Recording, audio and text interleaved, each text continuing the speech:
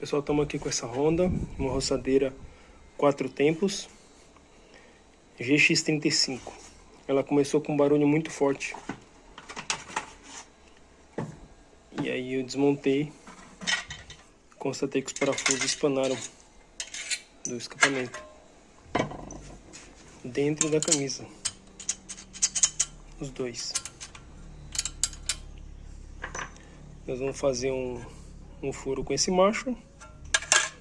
Vamos colocar essa luva roscada e aí vamos colocar o parafuso novamente para segurar o escapamento. Vai ficar bacana.